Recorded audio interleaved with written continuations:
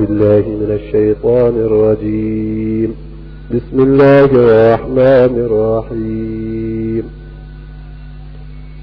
الحمد لله رب العالمين الرحمن الرحيم مالك يوم الدين إياك نعبد وإياك نستعين اهدنا الصراط المستقيم صراط الذين أنعمت عليهم غير المغضوب عليهم ولا الضالين آمين.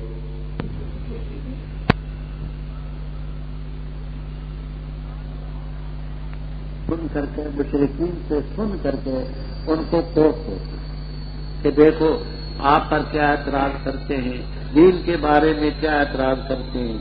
رب تعالیٰ نے فرمایا ادھر توجہ ہی نہ کرو، واقیموا الصلاۃ وآتوا الزکاۃ، تم اپنے کام میں لگو، نمازیں قائم کرو، زکاتیں دو، جو بھی اپنے نفوس کے لیے خیر آگے بھیجو گے اللہ تعالیٰ سے اسے پاؤ گے. بے شک اللہ تعالیٰ جو کرتے ہو پھر ان کی تباہت. وقالوا لن يدخل الجنة إلا من كان هودا، یعنی یہود نے کہا جنت میں نہیں داخل ہوگا مگر وہ جو یہودی، اور نصارہ نے کہا لا يدخل الجنة إلا من كان نصارى. رب تعالیٰ فرماتے یہ ان کی خواہشات ہیں. تو کہتے دلیل تو لاؤ اگر ہو سکے. کون سی دلیل ہے تمہارے پاس؟ اربابا من دون اللہ تم نے بنا رکھے، خدا کے پیغمبروں کو تم شہید کرتے رہے، حضرت صلی اللہ علیہ وسلم کی تم نے تکذیب کی، قرآن کی تم نے تکذیب کی، ان باتوں کے بعد تمہیں جنت ملے گی؟ بلا کیوں نہیں؟ یہ نفی ہے. انہوں نے کہا تھا نا لن يدخل الجنۃ، اس نفی کے بعد بلا ہے. بلا جو ہے نفی کے بعد ہوتا ہے. بلا کیوں نہیں داخل ہوگا؟ تم کہتے ہو نہیں يدخل الجنۃ الا من كان هودا او نصارى، تو کیوں نہیں داخل ہوں گے؟ وہ داخل ہوں گے من اسلم وجہ للہ، جس نے اپنا چہرہ خدا کے سامنے جھکا دیا اور نیکی کے کام بھی کرتا ہے، عقیدہ بھی صحیح، عمل بھی صحیح. فَلَهُ أَجْرٌ عِندَ رَبِّهِ وَلَا خَوْفٌ عَلَيْهِمْ وَلَا هُمْ يَحْزَنُونَ. خوف حزن کا فرق پہلے بیان ہو چکا. اور کہا یہود نے نہیں یہ نصارہ کسی چیز کا، اور کہا نصارہ نے نہیں یہ یہود کسی چیز کا، حالانکہ وہ تلاوت کرتے ہیں کتاب کو. اسی طرح کہا ان لوگوں نے جو نہیں جانتے مثل ان کی بات کے، پس اللہ تعالیٰ فیصلہ کرے گا ان کے درمیان قیامت کے دن ان چیزوں میں جن میں وہ اختلاف کرتے تھے. اور کون زیادہ ظالم ہے اس سے جس نے منع کیا اللہ تعالیٰ کی مسجدوں میں اس کا ذکر کیا جائے، ان مسجدوں میں ذکر کیا جائے، ان مسجدوں میں نام اللہ تعالیٰ، اور کوشش کی اس نے ان کے خراب کرنے. وہ لوگ ہیں ما کان لہم، ان کو حق نہیں تھا کہ داخل ہوتے مسجدوں میں مگر خوف کرنے والے. ان کے لیے دنیا میں بھی رسوائی ہوگی اور ان کے لیے آخرت میں بھی عذاب ہوگا عظیم. اور اللہ ہی کے لیے مشرق اور مغرب، پر جہاں سے تم منہ پھیرو بس اس جگہ اللہ کی توجہ ہے. بے شک اللہ تعالیٰ خشاش کرنے والا جاننے والا ہے. اور کہا انہوں نے کہ بنا لی اللہ تعالیٰ نے اولاد، سبحانہ، بلکہ اسی کے لیے ما فی السماوات والارض کل لہ قانتون، سب کے سب اس کے فرمانبردار ہیں. وہ بغیر نمونے کے پیدا کرنے والے آسمانوں کا اور زمین کا، اور جس وقت طے کرتے ہیں کسی معاملے کو تو پختہ بات ہے، کہتے اسے کن پس وہ ہو جاتا ہے. اور کہا ان لوگوں نے جو نہیں جانتے کیوں نہیں کلام کرتا ہم سے اللہ تعالیٰ، یا کیوں نہیں آتی ہمارے پاس نشانی. اسی طرح کہا ان لوگوں نے جو ان سے پہلے تھے لیکن ان کی بات کی تشابہت قلوبہم، ان کے دل آپس میں مشابہ ہوتے ہیں. تاکید سے ہم نے بیان کی آیات اس قوم کے لیے جو یقین رکھتے. بے شک ہم نے بھیجا تجھے حق دے کر بشیر، خوشخبری سنانے والا اور ڈرانے والا. اور نہیں تو سوال کیا جائے گا ان اصحاب الجحیم، دوزخ والوں کے بارے میں. اور ہرگز نہیں راضی ہوں گے تجھ سے یہودی اور نہ نصرانی، یہاں تک کہ تو ان کی ملت کی پیروی کرے. تو کہہ دے بے شک ہدایت اللہ تعالیٰ کی ہی وہ ہدایت ہے، اور البتہ اگر تو نے پیروی کی ان کی خواہشات کی بعد اس کے کہ آ چکا تیرے پاس علم نہیں تیرے لیے اللہ کی طرف سے تو ولی اور نہ نصیر. وہ لوگ جن کو ہم نے کتاب دی پڑھتے کتاب کو حقا تلاوتی جیسے حق اس کے پڑھنے کا، وہ لوگ ہیں ایمان لاتے اس کتاب پر، اور جس نے انکار کیا اس کا پر وہ لوگ ہیں خاسرون نقصان اٹھانے والے۔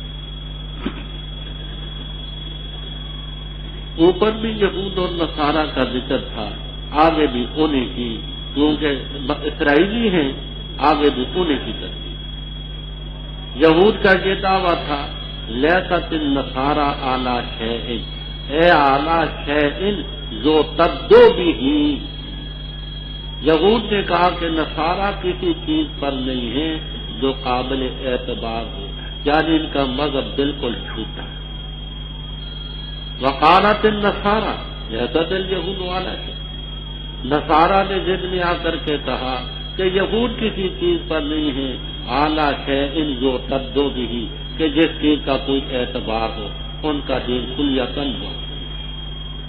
حالانکہ دونوں گروہ کتاب پر تھی، تو اصل یہودیت کا دین موسیٰ علیہ السلام کی تورات تھی، اصل کتاب تو سچی ہے، دین بھی سچا ہے۔ نصارہ کا اصل دین عیسیٰ علیہ السلام کا دین ہے، اور ان کو انجیل ملی تھی، اصل دین کیسے جھوٹا ہو گیا لوگوں کے خراب ہونے سے؟ لیکن ضد بری ہے، فرمایا اسی طرح انہوں نے کہا جو نہیں جانتے مثلا ہو، مشرکین نے کہہ دیا یہودوں کا مذہب بھی جھوٹا، نصارہ کا بھی جھوٹا، ہم سے بس اللہ تعالیٰ فیصلہ کرے گا قیامت کے دن جن چیزوں میں اختلاف، یہ فیصلہ ہوگا عملی، دلیل اور برہان کا فیصلہ تو دنیا میں ہو چکا، کتابوں کے ذریعے، پیغمبروں کے، سچا مذہب کون سا ہے، جھوٹا کون سا، لیکن عملی فیصلہ اما الی الجنۃ و اما الی النار، یہ فیصلہ قیامت۔ آگے شان نزول سمجھیں پھر ربط سمجھیں۔ ایک اس کے شان نزول یہ بیان کرتے ہیں کہ مساجد اللہ سے مراد ہے مسجد اقصی کی بے حرمتی، تیتس توا کے ساتھ طوطا، تیتس رومی بھی کہہ دیتے ہیں، تیتاؤس رومی بھی کہہ دیتے ہیں۔ اس کے زمانے میں حملہ ہوا، مسجد اقصی کی بڑی بے حرمتی، جو عبادت کرنے والے ان کو قتل کیا گیا، اور بے پناہ مظالم جیسے اس وقت عراق میں ہے۔ مٹاٹ فرانسیسی کہتا ہے کہ وہاں اتنا خون تھا وہ آدمیوں کا، مرد اور عورتوں کا، کہ گھٹنوں گھٹنوں تک گھوڑے انسانی خون میں ڈوبے ہوئے جاتے۔ اگر اس سے مساجد اللہ سے مسجد اقصی مراد تو پھر ربط یہ ہے کہ ابھی آپ نے یہود نصارہ کا ذکر کرا تو مسجد اقصی کے ساتھ ان کا تعلق۔ دوسرا شان نزول یہ بیان کرتے ہیں کہ مساجد اللہ سے مسجد حرام مراد ہے۔ مثلا 6 ہجری میں حضرت صلی اللہ علیہ وسلم 1500 صحابہ کرام رضی اللہ تعالیٰ عنہ کو لے کر کے گئے عمرے کے، حدیبیہ کے مقام پر پہنچے، کافروں نے نہ جانے دیا۔ وہ اگر اس سے وہ مسجد حرام مراد ہو تو پھر ربط یہ ہے کہ وہ اوپر آپ نے پڑھا کذالک قال الذین لا یعلمون، مشرکین اور کفار کا ذکر بھی تو ہے نا، ربط سمجھ آ گیا؟ شان نزول کے ساتھ دونوں کون زیادہ ظالم اس سے جس نے اللہ تعالیٰ کی مسجدوں میں اللہ کے ذکر سے روکا اور ان کے خراب کرنے کی کوشش کی، وہ لوگ ان کو کوئی حق نہ تھا کہ مسجدوں میں داخل ہوتے مگر خوف کرتے۔ اہل بدعت نے یہاں سے یہ ثابت کرنے کی کوشش کی کہ ہم جو مسجدوں میں ان کی درود پڑھتے ہیں، ذکر کرتے ہیں، تو یہ وہاں بھی ہمیں روکتے ہیں، وہ اس کا مصداق ہیں، ومن اظلم ممن، لیکن یہ ان کے پلے درجے کی نادانی ہے۔ حکم و ذکر بالجہر تباہ شدہ کے ساتھ میں نے مقصود بات اس میں کی، اخفاء ذکر بھی تباہ شدہ ہے، درود شریف پڑھنے کا شرعی طریقہ بھی تباہ شدہ ہے، مقصود بات میں نے کی۔ اور میں نے وہاں ٹھوس حوالے دیے ہیں کہ ورف و صوت بے ذکر و دعائے بدعت مخالف للامر فی قولی تھا. چاروں امام اس پر متفق ہیں اور امام ابو حنیفہ رحمہ اللہ تعالیٰ تو بڑے سخت. اونچی دعا مانگنی بھی بدعت، اونچی ذکر کرنا بھی بدعت. ایک ہے توجہ الی دعا. توجہ الی دعا کا یہ معنی مثلا میں یہ کہوں بیماروں کی صحت کے لیے دعا کریں، بارش کے لیے دعا کریں، فلاں صاحب فوت ہو گئے اس کی مغفرت کے لیے دعا کریں. یہ دعا نہیں، یہ دعا کی استدعا ہے کہ لوگوں کے ذہن میں تو نہیں کیا کرنا ہے کہ کہہ سکتے، لیکن دعا اونچی مانگنی، ذکر اونچی کرنا یہ بدعت. حوالے ان میں دیکھ لینا. اچھا، اور نمازوں کے بعد بلند آواز سے جو ذکر کرتے ہیں اللہ اکبر لا الہ الا اللہ، اخفاء ذکر میں ہم نے ٹھوس حوالے دے دی البدایہ والنہایہ کے. یہ معتزلہ کی 216 ہجری میں ایجاد ہے، اور یہ درودیں جو نماز کے اذانوں کے آگے پیچھے پڑھتے ہیں یہ رافضیوں کی ایجاد ہے مصر میں. وہ سب حوالے ہم نے بتا دی ہیں، دیکھ لینا. عجیب بات ہے کہ آج اپنے آپ کو سنی کہلانے والے کوئی معتزلہ کے دامن میں گھسے ہوئے ہیں، کوئی رافضیوں کی گود میں بیٹھے ہوئے ہیں، اور اصل چیز تو وہ کہتے ہیں یہ وہابیت لا حول ولا قوت الا باللہ. ضرور ان کتابوں کو دیکھیں. حکم و ذکر بالجہر، اخفاء ذکر اور درود شریف پڑھنے کا شریع ہے. بلند آواز سے پڑھنا مراد نہیں ہے، یہاں سے ماں ذکر ہے. میں نے حوالے دے دیے کہ مسجد کے اندر اونچی آواز سے قرآن پڑھنا بھی مغری وغیرہ کے حوالے کہ لا یجوز و جائز نہیں. ایک بھی نمازی ہو تو اونچی آواز سے قرآن نہیں پڑھ سکتا. ٹھوس حوالے ہم نے دے دیے وہاں فکر. اتنے حوالے آپ کو اکٹھے کہیں نہیں ملے گے انشاءاللہ. تو ذکر بھی آہستہ کرو، اور اسی طرح یہ صلاتیں ولاتیں تمام بدعات سیاح ہیں، سختی سے ان سے گریز. تو یہاں سے ذکر مراد ہے، جہر بل ذکر نہیں جیسے ان کا مستقبل. رب اوپر 10 کا ذکر تھا، ما ننسخ من آیت. ان میں پہلی نسخ جو تھی وہ قبلے کا مسئلہ تھا. قبلہ 16 مہینے یا 17 مہینے مسجد اقصی، پھر حکم و کعبے کی طرف رخ پھیرنے کا. اس پر لوگوں نے بڑی لہدے کی کہ دیکھو جی کہتے ہیں آج ادھر منہ کرو کل ادھر منہ کرو، ہم کون سی بات مانیں. اس کا جواب دیا وَلِلَّهِ الْمَشْرِقُ وَالْمَغْرِبُ، مشرق بھی رب کی مغرب بھی رب. فَأَيْنَمَا تُوَلُّوا فَثَمَّ وَجْهُ اللَّهِ إِنَّ اللَّهَ وَاسِعٌ عَلِيمٌ. آپ اس جملے کو اچھی طرح سنیں. تولو کا لفظ یہ متعدی ہوتا ہے. تولو کا لفظ متعدی ہے، واللہ جو ولی متعدی ہے. اب اس کا مفعول کیا ہے؟ فَأَيْنَمَا تُوَلُّوا وُجُوهَكُمْ، جہاں اپنے چہرے تھے. تُوَلُّوا وُجُوهَكُمْ یہ مفعول ہے. اب اس کا کیا معنی؟ ایک تفسیر تو صاحب مدارک وغیرہ نے کی، ابو البرکات نصفی صاحب کنز رحمہ اللہ تعالی مدارک والے، اور بھی تفسیروں میں ہے، وہ یہ معنی کرتے ہیں ففی ای مکان، جس جگہ میں تم تولو وجوہکم پھیرو اپنے چہرے، فثما مسجد حرام جو ہے اس میں اللہ کی توجہ ہے، وہ اللہ کا قبلہ ہے. مشرق سے منہ کرو تم، شمال سے کرو، جنوب سے کرو، مغرب سے کرو، جس جگہ سے تم رخ پھیرو مسجد حرام کی طرف وہی اللہ کا قبلہ ہے. کیا کہا؟ صاحب مدارک رحمہ اللہ وہ کہتے ہیں کہ فَأَيْنَمَا تُوَلُّوا وُجُوهَكُمْ تُوَلُّوا، یہ جو متعدد آتا ہے وجوہکم اس کا مفعول محذوف ہے. وہ کہتے ہیں فَفِي أَيِّ مَكَانٍ تُوَلُّوا وُجُوهَكُمْ، جس جگہ سے تم جو پھیرو اپنے چہرے سما مسجد حرام کی طرف، جس طرف سے منہ پھیرو. تو فسما یہی مسجد حرام اللہ کا قبلہ ہے، وجہ اللہ یعنی قبلۃ اللہ ہے. تو جس جگہ سے بھی تم منہ پھیرو یہ اللہ کا قبلہ ہے. یہ صاحب مدارک مانا کرتے.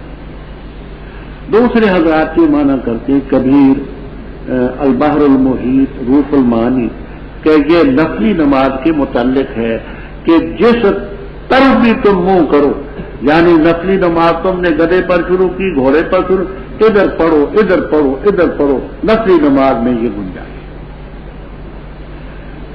فرمایا وقالوا اتخذ اللہ ولدا، ربط بھی واضح ہے، اوپر یہود اور نصارہ کا ذکر بھی ہے اور مشرکین کا ذکر بھی ہے، اور یہ سبھی اس خرافات میں مبتلا ہیں۔ وقالت الیہود عزیر، وقالت النصارى اللہ کی بیٹی، پھر خود ان کو بنانے کے بعد خود دعویٰ کیا نحن ابناء اللہ واحباؤہ، اور مشرکین نے وَيَجْعَلُونَ لِلَّهِ الْبَنَاتِ، فرشتوں کو رب کی بیٹیاں بنا کہ پردے میں رہتی ہیں خدا کی بیٹی۔ فرمایا ان لوگوں نے کہا، یہود نے، نصارہ نے، مشرکین نے، اتخذ اللہ ولدا، اللہ نے اپنے لیے اولاد تجویز کر لی، ٹھہرا لی، بنا لی۔ سبحانہ بل لہ ما فی السماوات والارض کل تنوین عوض مضاف الیہ، کل من فی السماوات والارض، سب کے سب اس کے فرمان بردار ہیں، نہ اس کا بیٹا نہ بیٹی نہ بیوی، لم یلد ولم یولد ولم یکن لہ کفوا، وہ تو ذات ہے بدیع السماوات والارض، آسمانوں اور زمینوں کو بغیر مثال اور نمونے کے پیدا کرنے والے۔ بدعت کے معنی ہوتے ہیں نو ایجاد، ایک بدعت ہے شرعی وہ مضمون ہے، ایک بدعت ہے لغوی اس میں کوئی حل نہیں۔ ہم نے رائے سنت میں مبسوط بات اس پر کریں، یہ اہل بدعت جو ہے عوام کو نفر کرنے کے لیے کہتے ہیں، دیکھو جی یہ مولوی کہتے ہیں بدعت بری ہے، لاؤڈ اسپیکر بدعت نہیں ہے، اینک بدعت نہیں ہے، گھڑی بدعت نہیں ہے، کار بدعت نہیں ہے، گاڑی بدعت نہیں ہے، جہاز بدعت نہیں ہے، ٹوٹی بدعت نہیں ہے، ہاں سائیکل بدعت نہیں ہے، ٹانگا بدعت نہیں ہے، ان پر چڑھتے ہیں اور یہ بدعتی ہیں۔ عوام بیچارے بڑے سادہ، بھائی یہ بدعات لغویہ ہیں، بدعات شرعیہ ہیں۔ بدعت شرعی کیا ہے؟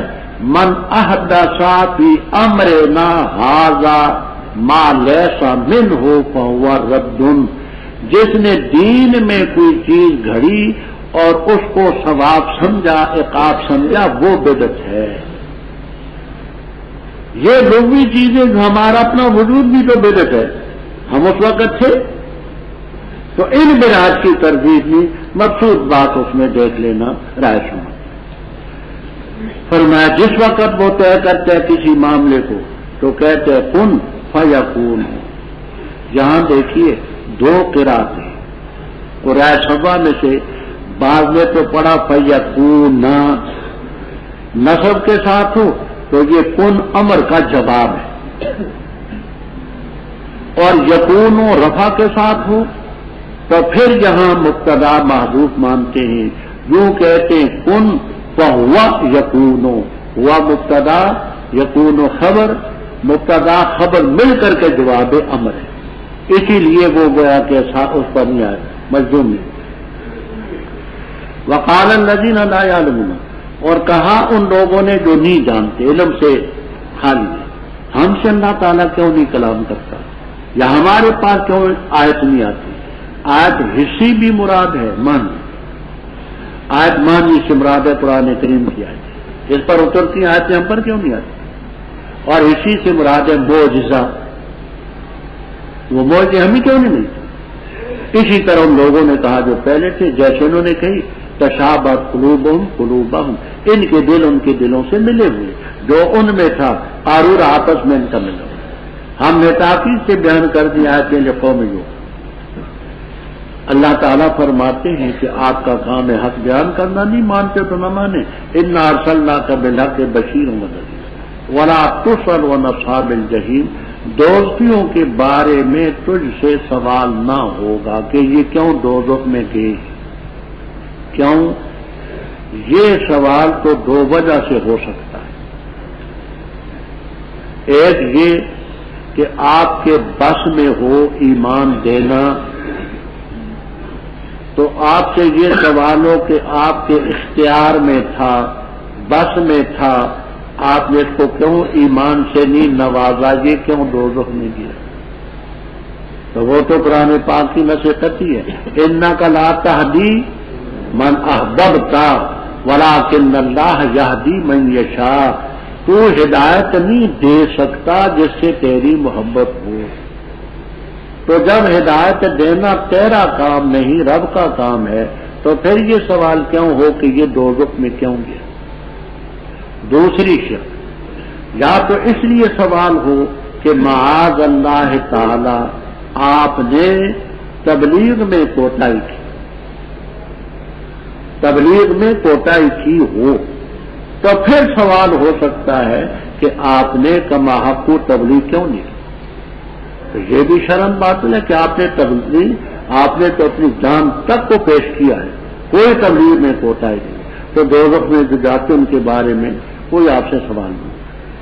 آگے فرمایا یہود نصارہ اپنے کام میں لگے رہیں، ہر گئے تو اس سے یہودی بھی راضی نہ ہوں گے، نصرانی بھی، حتیٰ کہ تو ان کی ملت کی پیروی کرے۔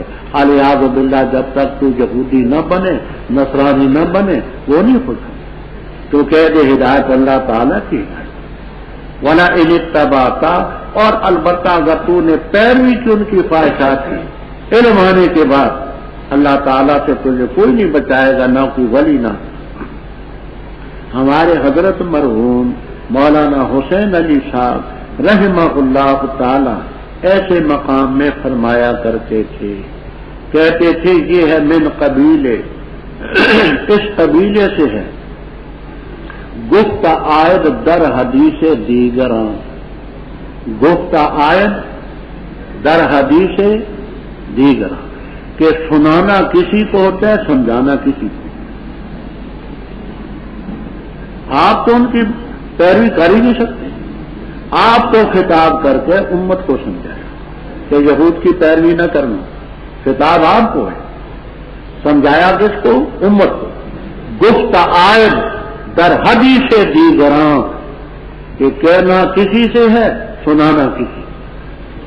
آپ تو معصوم ہیں، پیغمبر ہیں، آپ ان کی پیروی کیسے کر سکتے ہیں؟ تو آپ کو خطاب کر کے امت کو سمجھایا۔ وہ لوگ جن کو ہم نے کتاب دی، کتاب کی تلاوت کرتے ہیں جیسے تلاوت کا حق ہے، اور وہ ایمان لاتے ہیں۔ یہود میں عبداللہ ابن السلام، حضرت صالبہ، حضرت اسد، حضرت اسید، حضرت ابن جامین رضی اللہ تعالیٰ عنہ جیسی چند شخصیتیں ہی مسلمان، اور آپ کے دور میں نصارہ میں حضرت تمیم داری، حضرت عدی ابن حاتم، سلمان فارسی رضی اللہ تعالیٰ، تو جنہوں نے کتاب اپنی پڑھی تھی کما حق ہو، وہ ایمان لائے، اور جو انکار کرے گا اولئک الخاسرون، نقصان اٹھانے والے، رب کا کیا بگڑتا ہے؟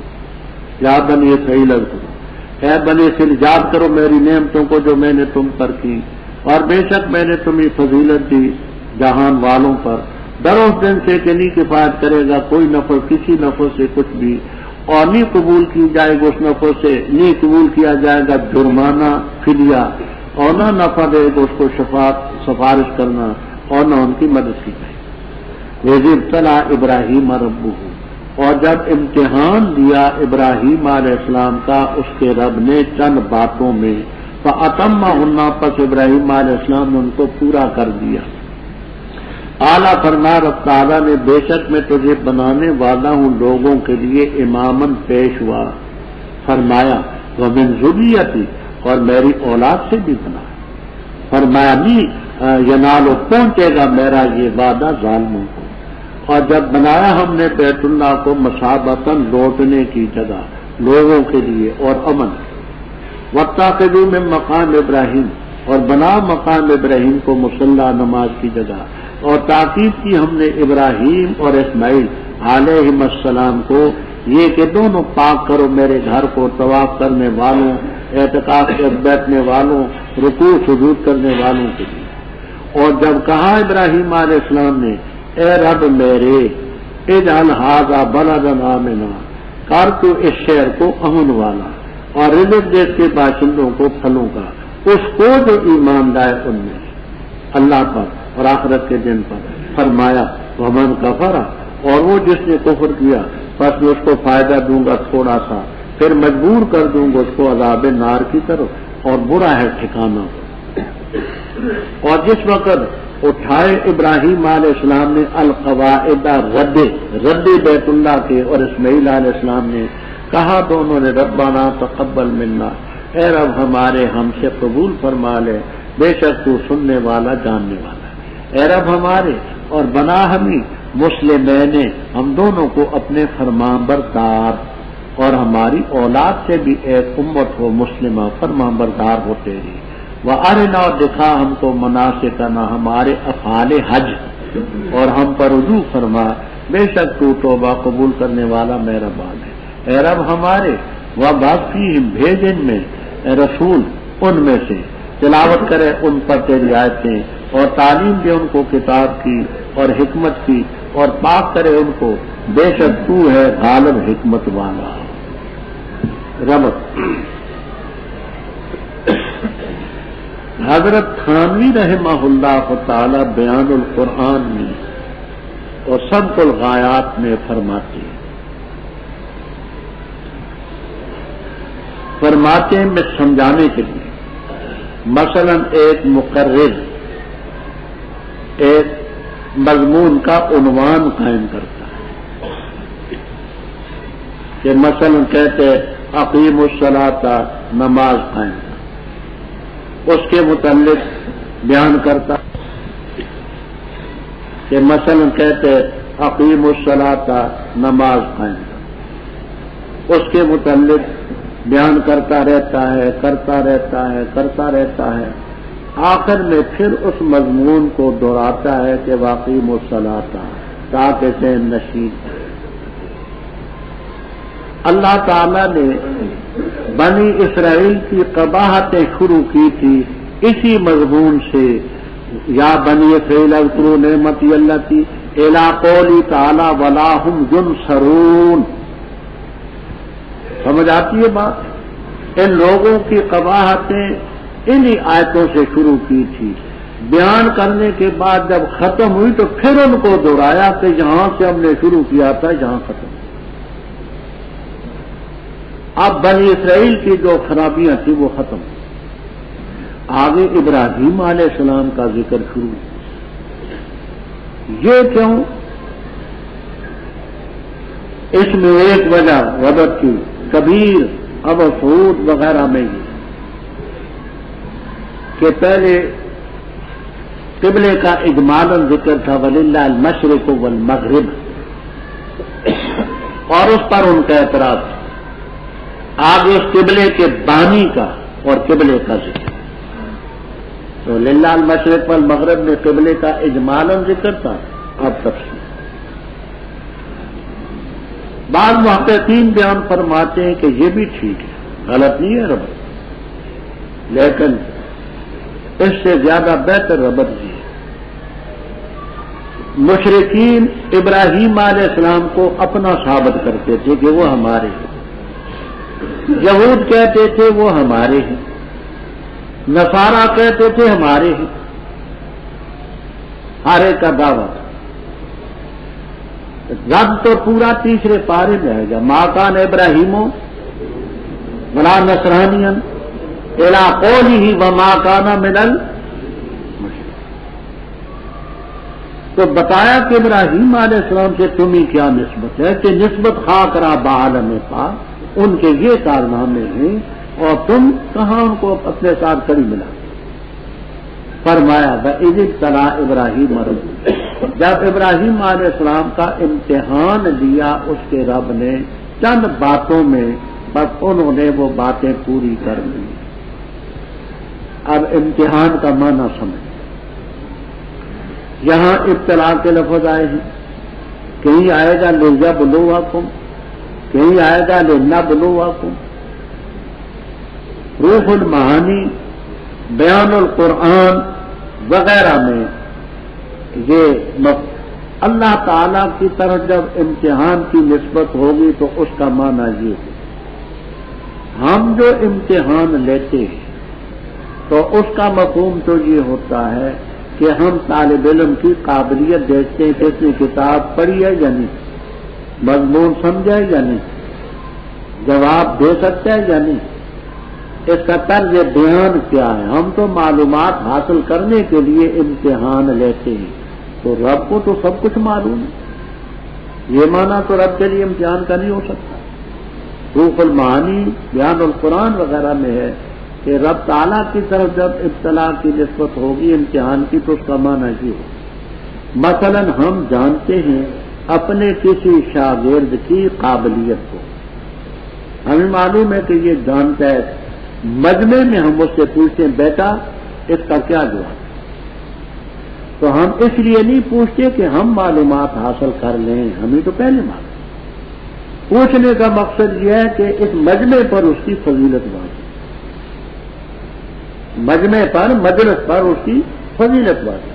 تو اللہ تعالیٰ کی طرف امتحان کی نسبت یہ ہے کہ بعض بندوں کے اللہ تعالیٰ سپرد کر دیتے ہیں کوئی کام تاکہ لوگ دیکھ لیں کہ واقعی ہاں ان کے یہ کارنامے ہیں، تو رب تو سب کچھ پہلے جانتا۔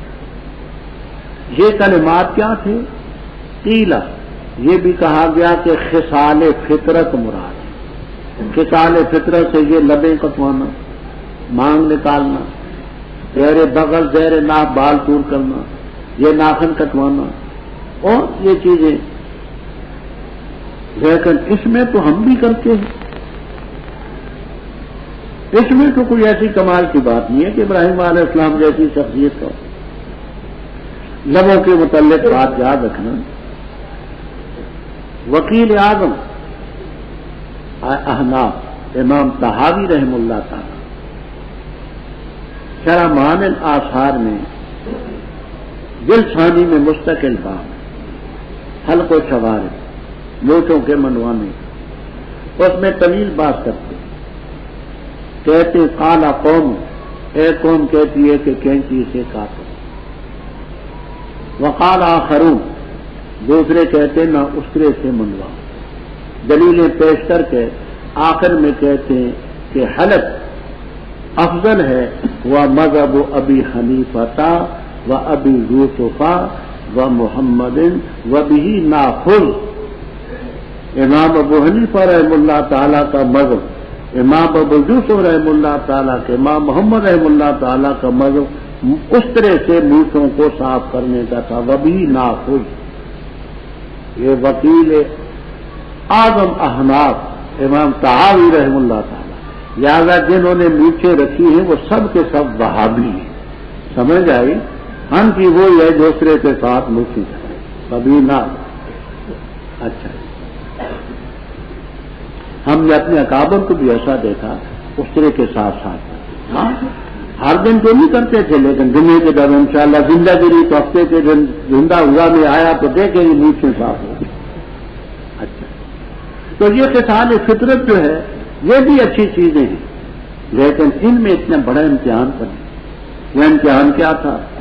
ایک امتحان یہ تھا اگر باپ کا نام تھا جائے گا، اس سے مقابلہ، بادشاہ وقت نمروز ابن کنعان سے مقابلہ، پوری قوم سے مقابلہ، یہ ان کا مقابلہ امتحان میں رب نے ڈال دیا۔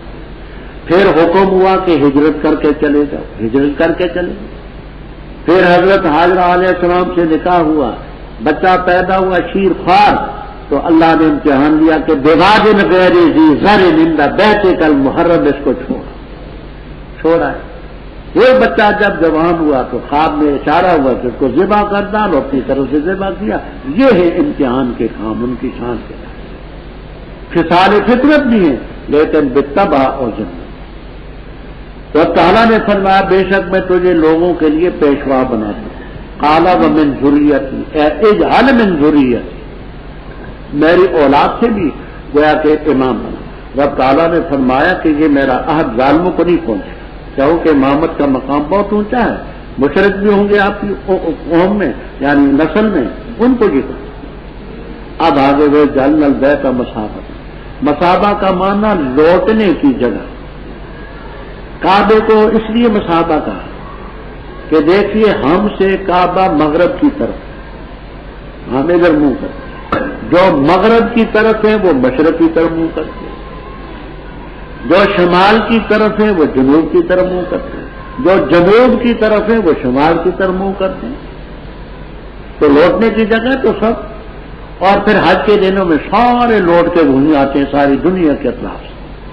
تو فرمایا کہ جب بنایا ہم نے جلنا البیت مثابۃ لوگوں کے لوٹنے کی جگہ، وہ امنا موضع امن امن کی جگہ. یا امن تو مصدر ہے، مثابۃ یہ ظرف تھا تو عطف اس پر کریں گے مثابۃ موضع اصابۃ و موضع امن امن کی جگہ. اور بنا مقام ابراہیم کو مصلی نماز پڑھنا. مقام ابراہیم ایک پتھر کا نام ہے جس پر ابراہیم علیہ السلام کے پاؤں کا اثر موجود ہے، نظر آتے ہیں پاؤں کی، انگلیاں بھی پاؤں بھی. یہ پہلے زمین میں سخت کی جگہ جڑا ہوا، لوگ زیادہ ہوئے تو حکومت نے ایک شیشے کے مینار میں اس کو رکھ دیا. پہلے قریب ہوتا تھا، اب انہوں نے دور کر کے رکھ دیا. تو 7 چکر کاٹنے کے بعد 2 رکعتیں وہاں طواف کی پڑھنی ہوتی ہیں. حضرت عمر رضی اللہ تعالیٰ عنہ نے 21 مقامات ہیں، 21 کما فی فتح الباری و تاریخ الخلفاء السیوطی و قسطلانی وغیرہ. 21 مقامات پر جیسے چاہتے تھے رب نے ویسا ہی حکم نازل فرمایا. اس میں بھی انہوں نے کہا اگر اس کو ہم مصلی بنا دیں مقام ابراہیم کو تو اللہ تعالیٰ نے فرمایا وَاتَّخِذُوا مِن مقام ابراہیم مصلی. اور تاکید کی ہم نے ابراہیم اور اسماعیل علیہ السلام کو کہ میرے گھر کو پاک رکھو، ظاہری نجاست سے بھی اور باطنی. باطنی کیا ہے؟ شرک. اور اے ظالموں تم نے تو کعبۃ اللہ کے 360 نصب کر رکھے ہیں، آج اس کی پوجا کل اس کی پوجا کل اس کی پوجا. تم ہی کیا نسبت ابراہیم علیہ السلام سے؟ تو آنکھ کرنے والوں، اعتکاف بیٹھنے والوں، رکع راکن کی جمع، سجود ساجد کی جمع، ان کے لیے. اور جب کہا ابراہیم علیہ السلام نے رب، اس سے پہلے یا کا لفظ یہ محذوف ہوتا ہے. اسی طرح ربنا جہاں بھی آئے گا وہاں یا کا لفظ محذوف ہوگا. یا رب، اے میرے رب، اجعل ھذا بلدنا. روح المعانی تفسیر ابن کثیر وغیرہ میں کہ ابراہیم علیہ السلام کی 2 دعائیں. ایک یہ ہے اجعل ھذا بلدا نکرے کے ساتھ، اس جگہ اس کو بنا دے، بلد بنا دے. یہ اس وقت کی دعا ہے جبکہ مکہ مکرمہ میں کوئی مکان نہیں بنا تھا. پھر قبیلہ بنو جرم آئے، وہاں کچھ مکانات بن گئے، وہاں پھر معرف پہ نام ہے رب اجعل ھذا البلد آمنا، وہاں پھر الف لام کے ساتھ دعا ہے سورہ ابراہیم. کیا کہا میں نے؟ ابراہیم علیہ السلام کی 2 دعائیں، ایک ھذا بلد نکرے کے ساتھ. یہ نکرے والی دعا ہے وہاں مکانات بننے سے پہلے کی. جب کچھ شہر بن گیا تو پھر ھذا البلد، وہ ھذا البلد کے ساتھ. اور رزق دے اس کے باشندوں کو پھلوں کا، ان کو جو ایمان لائے. دیکھیے حضرت ابراہیم علیہ السلام نے پہلے فرمایا، جب رب تعالیٰ نے فرمایا تھا نا کہ میں تجھے امام بنانے والا ہوں، تو فرما ومن ذریتی، میری اولاد سے بھی، فرما ظالموں کو نہیں عہدہ ملے. حضرت ابراہیم علیہ السلام نے یہ خیال فرمایا کہ یہاں جو رہیں گے تو مومنوں کو پھل دے، شاید کافروں کو نہ ملے. رب نے فرمایا نا رزق کا مسئلہ ہو رہا ہے، رزق سب کے تھے. فرمایا ومن کفر فمتعہ قلیلا، جس نے کفر کیا اس کو بھی فائدہ دوں گا تھوڑا سا، پھر مجبور کر دوں گا عذاب نار کی طرف. تو رزق کی مد اور ہے اور یہ امامت کی مد اور ہے، دونوں کا الگ الگ. وَإِذْ يَرْفَعُ إِبْرَاهِيمُ الْقَوَاعِدَ وَاذْكُرْ، یاد کر جس وقت ابراہیم علیہ السلام نے اٹھائے قواعد. قاعدت ان کی جمع ردے، یہ جو دیواروں کے ردے ہوتے ہیں بیت اللہ کے، اور اسماعیل علیہ السلام نے تو یقول آنے دونوں کہتے تھے ربنا، اے یا ربنا تقبل منا، قبول کر. بے شک کوئی سمجھا نہیں. ربنا اے یا ربنا، ہر پہ یا یہاں بھی اے ہمارے رب، بنا ہمیں اپنے فرمان بردار ہماری اولاد میں سے بھی من تبیزیہ بولتے ہیں، کیا ان کے اوپر سن چکے کہ لا ینال عہد ظالم، ہماری اولاد میں سے بھی ایک امت مسلمہ ہو تیری فرما برداری، وَأَرِنَا مَنَاسِكَنَا، اور افعال حج ہمیں بتا، کیونکہ کعبہ کا ذکر تھا، طواف کرنا، مقام ابراہیم کے پاس نماز پڑھنا، بقیہ افعال حج ہمیں بتا۔ بے شک تو ہے تواب حکیم، مہربانی کرنے والا بھی ہے اور توبہ قبول کرنے والا۔ ربنا، اے یا ربنا، بھیج ان میں رسول ان میں سے، مستدرک حاکم حدیث کی کتاب ہے، اس میں بھی ہے، مسند احمد میں بھی ہے، اور بھی حدیث کی کتابوں میں ہے، اور بے سند صحیح روایت ہے۔ حضرت صلی اللہ علیہ وسلم نے فرمایا، میرے دنیا میں آنے کے 3 ظاہری سبب ہیں۔ دعوت ابی ابراہیم، میرے باپ ابراہیم علیہ السلام کی دعا کا نتیجہ ہوں، انہوں نے فرمایا تھا ربنا وابعث فیہم رسولا، اس دعا کا نتیجہ۔ دوسرا بشرا عیسیٰ، عیسیٰ علیہ السلام کی بشارت کا نتیجہ، وہ بشارت سورہ صف میں آئے تھی، وَمُبَشِّرًا بِرَسُولٍ يَأْتِي مِن بَعْدِهِ اسْمُهُ أَحْمَدُ۔ اور تیسرا رویا امی التی رأت، میری والدہ ماجدہ نے میری پیدائش سے پہلے ایک خواب دیکھا تھا کہ ان کے بدن سے ایک شخصیت نکلی ہے جس سے شام کے محلات روشن ہو۔ تو میں ان 3 چیزوں کا عالم اسباب میں نتیجہ، ان میں ایک دعوت ابی ابراہیم جو یہ ربنا وابعث فیہم رسولا، یہ دیکھیے آج ہی آپ نے پڑھا ہے،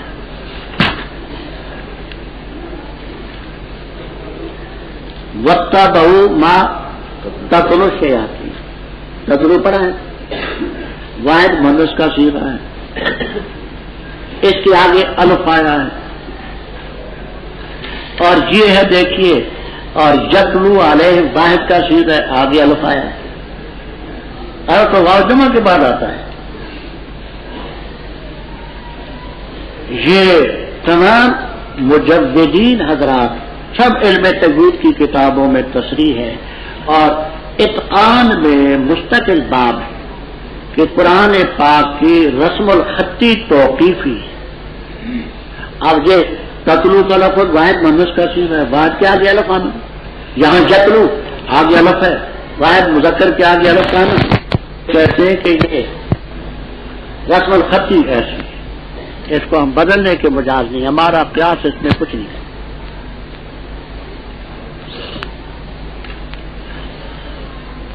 یتلو علیہم آیات، کہ اللہ تعالیٰ کی آیتیں پڑھ پڑھ کر سناتے ہیں۔ عربی لوگ تھے، مادری زبان تھی، خود بخود بیشتر مضامین سمجھتے۔ دوسری بات وَيُعَلِّمُهُمُ الْكِتَابَ، کتاب کی تعلیم دیتے تھے۔ بعض ایسی آیتیں بھی ہیں صحابہ کرام رضی اللہ تعالیٰ عنہم ان کا مفہوم نہیں سمجھے، آپ نے سمجھایا۔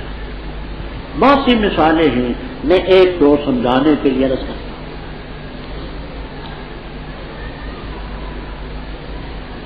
قرآن کریم میں آتا ہے کہ وَمَن يَعْمَلْ سُوءًا يُجْزَ بِهِ، جس نے برا کام کیا اس کو بدلہ ملے۔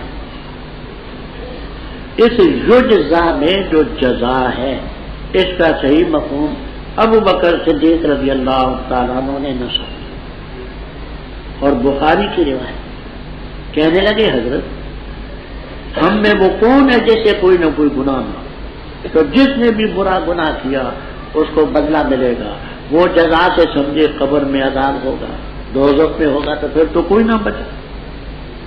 آپ نے فرمایا ابو بکر جلدہ بھی کا یہ مفہوم ہے کہ اسے بدلہ ملے گا۔ دنیا میں یہ جو سر درد ہے یہ بھی گناہ کا بدلہ ہے، کمر درد ہے، بخار ہے، گھٹنوں میں درد ہے، پیٹ میں درد ہے، کوئی بھی مالی پریشانی آتی ہے، ذہنی پریشانی آتی ہے، یہ سب اس کے گناہوں کا۔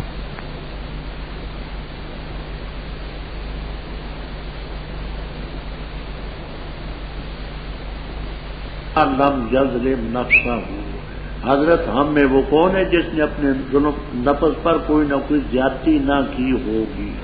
تو رب تعالیٰ فرماتے ہیں کہ ان کو امن ہوگا اور وہ ہدایت یافتہ ہیں کہ ایمان کے ساتھ ظلم کی ملاوٹ نہ ہو۔ تو ہم تو ظلم کرتے رہتے ہیں۔ آپ نے فرمایا تم نے ظلم کا معنی یہاں نہیں سمجھا، تم نے ظلم کا معنی زبان سے غلط بات نکلے، مال کسی کا لوٹا، کسی پر زیادتی کی، یہ سمجھا۔ اس مقام پر ظلم سے مراد ہے شرک ہے۔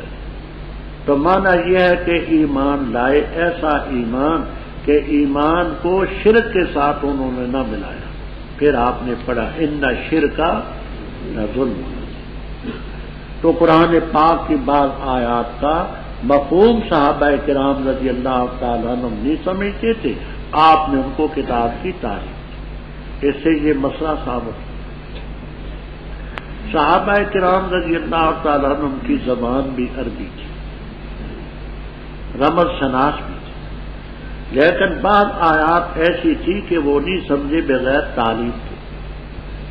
آج 14ویں صدی کا ایک طاقت دعویٰ کرتے ہیں کہ مجھے نہ صحابہ کی تفسیر کی ضرورت ہے، نہ تابعین کی، نہ مفسرین کی، میں خود بڑا مفسر ہوں، پرلے درجے کا وہ الو۔ بھائی وہ اعلی لسان جب نہیں سمجھ سکے تعلیم کے بغیر، نہ ہماری مادری زبان سمجھ آئی، نہ ہمارے اندر تقویٰ وہ، نہ ورع وہ، ہم کیسے سمجھیں گے؟ تو تعلیم کتاب بھی آتی والحکمت۔ حسن بصری، محمد ابن سیرین، ضحاک ابن مزاحم، قتادہ وغیرہ وغیرہ رحمہ اللہ تمام کہتے الحکمت السنت، حکمت سے سنت مراد حدیث مراد۔ ابن کثیر، معالم التنزیل، در منصور اور تمام تفسیروں میں یہ لفظ موجود الحکمت السنت۔ حافظ ابن القیم رحمہ اللہ تعالی کتاب و روح میں لکھتے ہیں والحکمت السنت بے اتفاق سلف ہے، سلف کے اتفاق ہے کہ حکمت سے مراد ہے سنت۔ اب سنت کے الفاظ بھی، حدیث کے الفاظ بھی آپ نے بتائے، تعلیم دی، اور سنت کے معنی بھی بتائے۔ یعلمو ہے کہ یعلمو کے نیچے ہے یعلمو الکتاب والحکمت، تو الفاظ حدیث کی تعلیم بھی دی اور معانی کی بھی دی۔ بعض دفعہ ایسا ہوتا تھا کہ صحابہ رضی اللہ تعالیٰ عنہم حدیث کا صحیح مفہوم نہیں سمجھتے، آپ ان کی تعلیم دیتے۔ میں صرف 2 مثالیں عرض کرتا ہوں، غور سے۔ مسلم میں روایت آتی ہے کہ وہ شخص جس کے دل میں حبۃ خردل من کبر، حبۃ خردل من کبر، رائی کے دانے کے برابر تکبر ہو، رائی، تو وہ جنت میں نہیں جائے گا۔ جنت میں نہ جانے کی تفصیل ہے۔ اگر تو تکبر کو حلال سمجھتے تو کافر، کیونکہ تکبر کی حرمت ادلہ قطعیہ سے ثابت، تو اس کو جائز سمجھنا کفر ہے۔ اور اگر تکبر کو ناجائز سمجھ کے کرتے ہیں تو کافر نہیں، گنہگار۔ تو لا يدخل الجنت کا معنی یہ ہے کہ دخول اولی نصیب نہ ہو۔ جب یہ لفظ آپ نے فرمائے کہ جس کے دل میں رائی کے دانے کے برابر تکبر ہے جنت میں نہ جائے گا، تو مسلم میں روایت ہے۔ کہنے لگے حضرت کہ ہر آدمی ہم میں چاہتا ہے ان یکون ثوبہ حسنا وشعرہ حسنا وفی روایت احمد نالو حسن، ہر آدمی ہم میں چاہتے ہیں ہمارا لباس اچھا ہو، بال پٹے رکھے ہوں تو کنگھی پھری ہو، تیل لگا ہو، جوتی اچھی ہو، تو حضرت ہم تو سبھی تکبر کرتے ہیں، پھر تو جنت میں کوئی نہ گیا۔ آپ نے فرمایا یہ جس کو تم تکبر سمجھتے ہو یہ تجمل ہے، تجمل۔ ان اللہ جمیل یحب الجمال، شرعی دائرے میں رہ کر کے اچھا لباس پہننا یہ تکبر ہے۔ تو حضرت تکبر کیا ہے؟ فرمایا بطر الحق وغمت الناس، حق کو ٹھکرا دینا اور لوگوں کو حقیر سمجھنا۔ اب یہ کبر کا لفظ حدیث میں آیا، مفہوم انہوں نے نہ سمجھا، آپ نے اس کا مفہوم سمجھا۔ وَيُعَلِّمُ الْكِتَابَ وَالْحِکْمَةَ۔ ایک مثال اور عرض کریں، بخاری میں بھی ہے، مسلم میں بھی ہے، ابو داؤد میں، تمام کتابوں میں روایت ہے، کسی میں اجمال کسی میں تفصیل۔ آپ نے فرمایا کہ انسان کے بدن میں 360 بند ہیں، مفصل بند جوڑ، یہ 360 یہ بند ہے، یہ جوڑ ہے نا، یہ 360، اور روزانہ ہر بند پر صدقہ لانا۔ مسلم کی روایت ابو داؤد کی ہے، قالوا ومن یطیق ذلک، حضرت 360 صدقے روزانہ کون کر سکتا ہے؟ تو صدقے کا مفہوم وہ نہ سمجھے، انہوں نے سمجھا صدقہ یہ پیسہ دو، کپڑا دو، روٹی دو، جنس دو، تو یہ کون 360 پوری کر سکتا؟ آپ نے فرمایا کہ صدقے کا مفہوم جہاں تم نے نہیں سمجھا، ایک دفعہ کہو گے سبحان اللہ صدقہ ادا ہو، الحمدللہ کہو گے صدقہ ادا ہو، لا الہ الا اللہ کہو گے صدقہ ادا ہو، اللہ اکبر کہو گے صدقہ ادا ہو، السلام علیکم کہو گے صدقہ ادا ہو، خندہ پیشانی سے ملو گے، اس خندہ پیشانی کا الگ صدقہ ادا ہو، وعلیکم السلام کہو گے صدقہ ادا ہو، اماطۃ الاذی عن الطریق لک صدقہ، راستے سے کانٹا ہٹا دیا، روڑا دور کر دیا، صدقہ ادا ہو، پانی نکالا تھا، وفراغوں کا من دلوے کا فی دلوے اخی کا، ڈول سے پانی نکال کے کسی کے برتن میں ڈال دیا،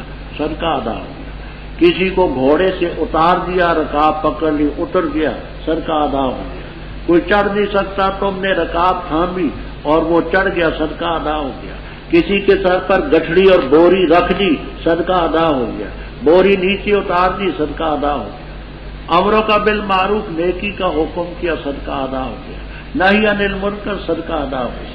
اور بخاری میں کہ ایک قدم جو مسجد کی طرف تم رکھتے ہو، مسجد کی طرف آنے کا، ایک قدم کی 10 نیکیاں الگ، ایک صدقہ الگ ادا۔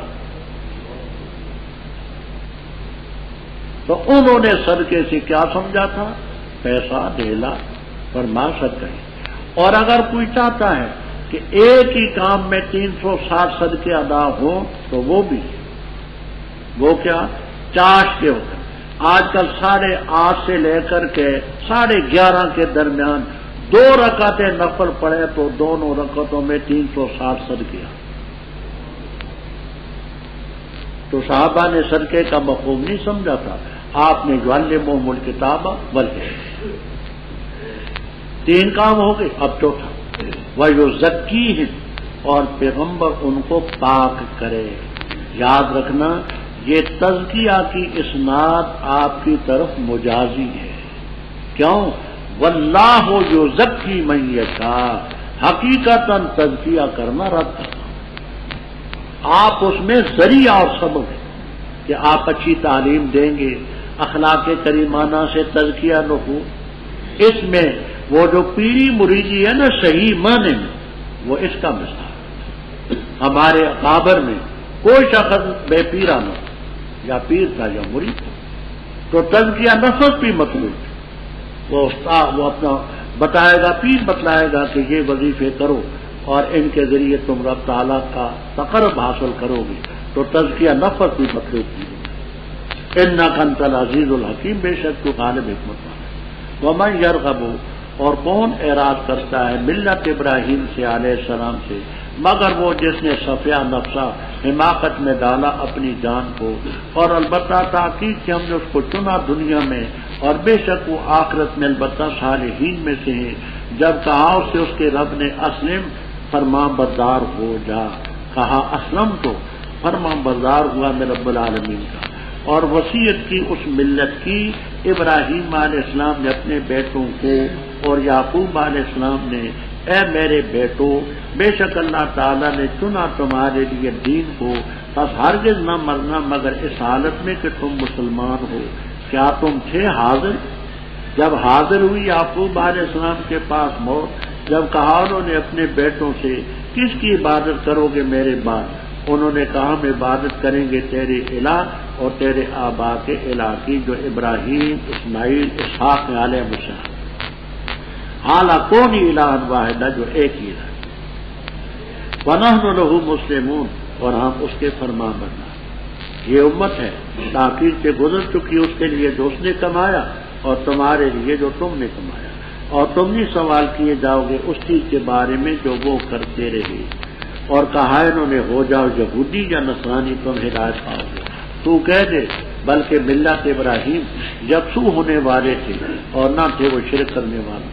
تم کہو آمنا باللہ، ہم اللہ تعالیٰ پر ایمان لائے اور اس چیز پر جو نازل کی گئی ہماری طرف، وما انزل الی ابراہیم، اور اس چیز پر جو نازل کی گئی ابراہیم، اسماعیل، اسحاق اور یعقوب کی طرف اور ان کی اولاد اور اولاد کی طرف، اور جو چیز دیے گئے موسیٰ اور عیسیٰ، اور جو چیز دیے گئے نبیون علیہم الصلاۃ والسلام رب کی طرف سے۔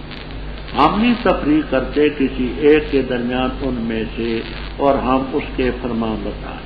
بس اگر ایمان لائے جیسا ایمان تم لائے، بس تاکید سے انہوں نے ہدایت حاصل کر لی، اور اگر پھر جائیں بس پختہ بات ہے وہ شقاق اختلاف میں، بس بتاکید اللہ کفایت کرے گا تیری ان کی طرف سے، اور وہی سننے والا جاننے والا ہے۔ رنگ ہے اللہ کا، اور کون اچھا ہے اللہ تعالیٰ سے ازروئے رنگ کے، اور ہم اسی کے عابد ہیں۔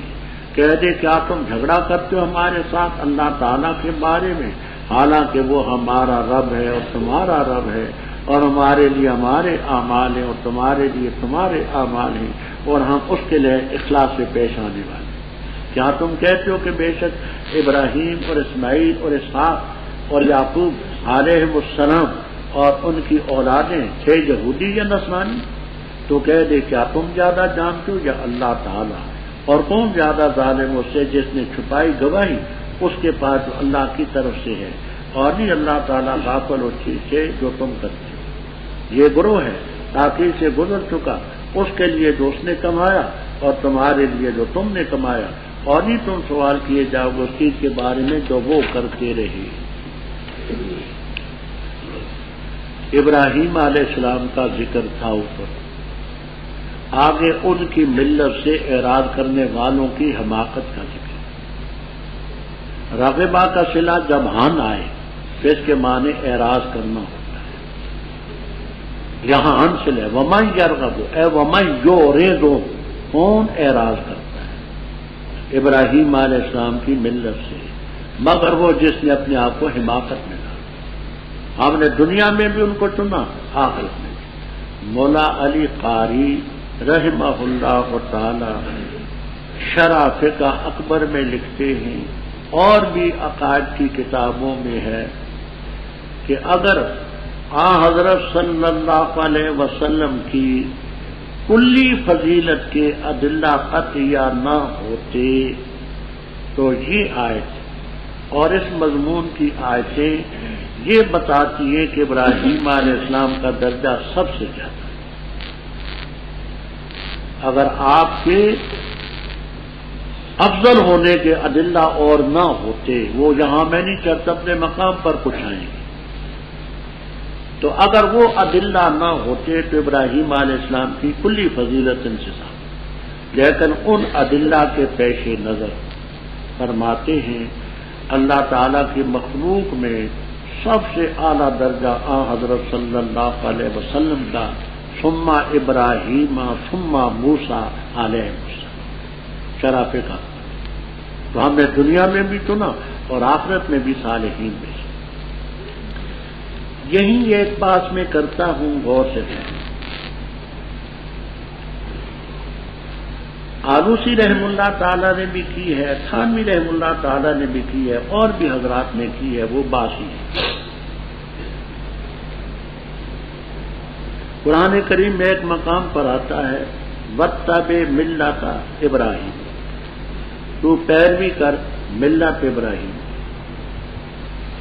تو اس سے معلوم ہوا کہ حضرت صلی اللہ علیہ وسلم مستقل نبی نہ تھے، صاحب شریعت نبی نہ تھے، بلکہ ابراہیم علیہ السلام کی ملت کے پیروکار تھے۔ اور ایک مقام پر 7ویں پارے میں آئے گا انشاءاللہ العزیز کہ پیغمبروں کے نام لیے ہیں اور آگے فرما فَبِهُدَاهُ مُقْتَدِي، ان کی ہدایت کی تو پیروی کر.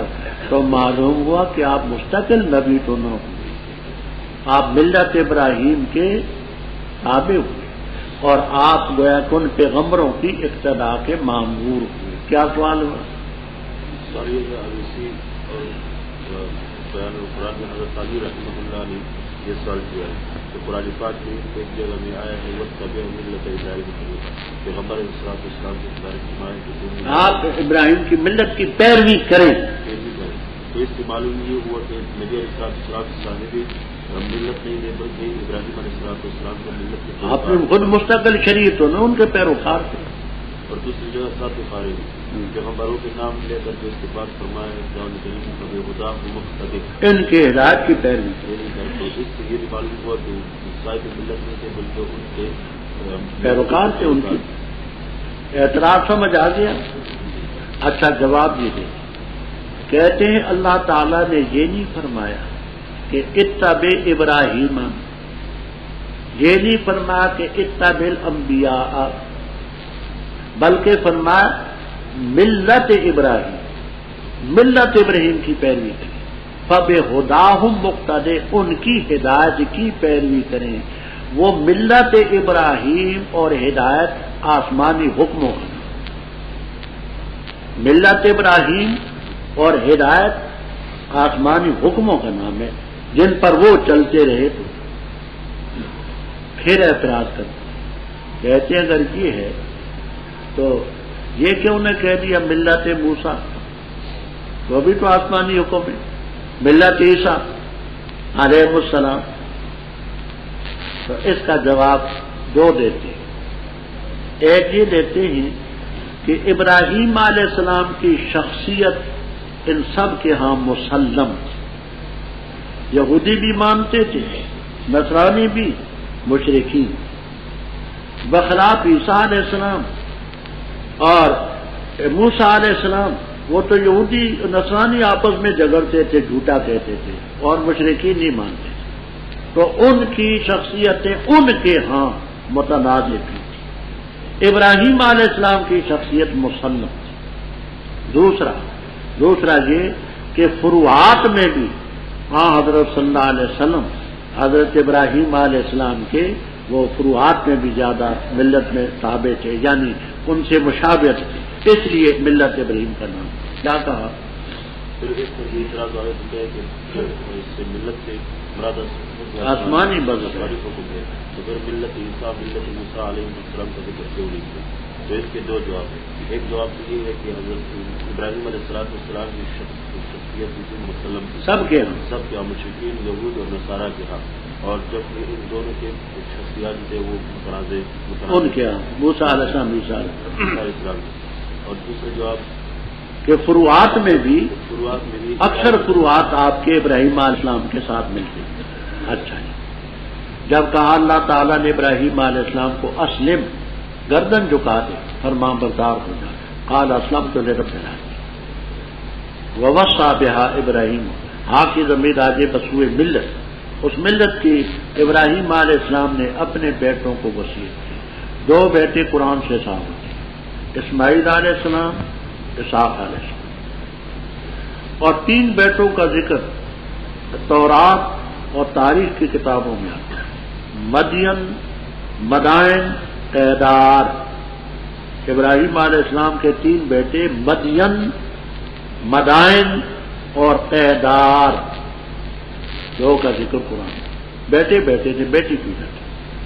اور یعقوب علیہ السلام نے بھی اپنے بیٹوں کو یا بنیا یا بنونا یا تھا، وہ نومیر والا اعلان اس میں آیا، ہاں بنونا یا وہی اے میرے بیٹو. ان کے بھی 12 بیٹے تھے. بے شک اللہ تعالیٰ نے تمہارے لیے دین کو چنا ہے، بس ہرگز نہ مرنا الا وانتم مسلمون. یہود آپ کے پاس آئے، کہنے لگے جی آپ کی باتیں کچھ اچھی تو ہیں لیکن ہم اس کے مکلف ہیں. وہ یہ کہ یعقوب علیہ السلام نے مرتے وقت ہمیں وصیت کی تھی کہ میرا دین نہ چھوڑنا. اس لیے ہم مجبور ہیں ان کے دین پر چلنے۔ رب تعالیٰ فرماتے ہیں ام کنتم شہداء، کیا تم حاضر تھی جب یعقوب علیہ السلام پر موت کا وقت آیا؟ انہوں نے اپنے بیٹوں سے کہا ما تعبدون من بعدی، میرے بعد کس کی عبادت کرو گے؟ تو انہوں نے کہا نعبد الہک و الہ آبائک ابراہیم و اسماعیل و اسحاق الہ واحد، اور اب اسی کے فرمان بردار۔ اور ظالموں تم نے اتخذوا احبارہم و رہبانہم اربابا من دون اللہ، تم نے تو اوروں کو رب بنا رکھا ہے، تمہیں ان سے کیا نسبت؟ اب یہاں دیکھیے ایک نحوی بات ہے، اس کو بھی پیش نظر رکھیں۔ نعبد الہک و الہ آبائک، واو عطف مغایرت کو چاہتا ہے، واو عطف کا مغایرت کے لیے ہوتا ہے۔ تو نعبد تیرے الہ کے اور تیرے آبا کے الہ، تو اس سے تو معلوم ہوا کہ الگ الگ الہ ہے۔ کیوں؟ واو مغایرت کو چاہتا ہے۔ کہتے ہیں آلوسی رحم اللہ تعالیٰ، انسی رحم اللہ تعالیٰ، بات یہ ہے کہ الہ کا لفظ ہے مضاف، کا ضمیر مضاف الیہ مجرور۔ قاعدہ نحوی یہ ہے کہ مجرور پر عطف ہو تو جارہ کو لوٹانا پڑے، مجرور پر عطف ہو جارہ کو لوٹانا پڑے، اور جارہ جہاں الہ مضاف، اس لیے جہاں الہ کا لفظ لائے۔ اگر یوں کہتے الہ کا و آبائے کا تو یہ نحوی طور پر درست نہ تھا،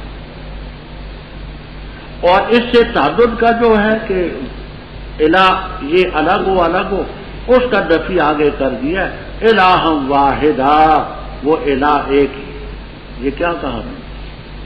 یہ وہ الہ آبائے کا، اس میں وہ عطف کا، وہ عطف کا یہ مغایرت چاہتا ہے، تو اس سے معلوم یہ ہوا کہ الہ کا یہ الگ ہوا، یہ الگ ہوا، الہ آبائے کا وہ الگ ہوا، وہ الگ ہوا۔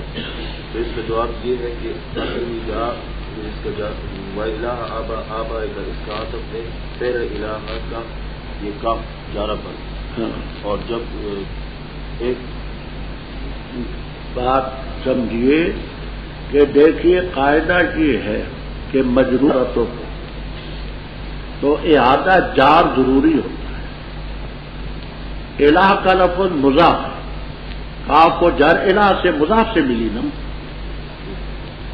تو جب تک کہ یہ آگے الہ کا لفظ نہ لاتے تو عطف درست نہ ہوتا، یہ درست نہ ہوتا الہ کا و آبائے کا۔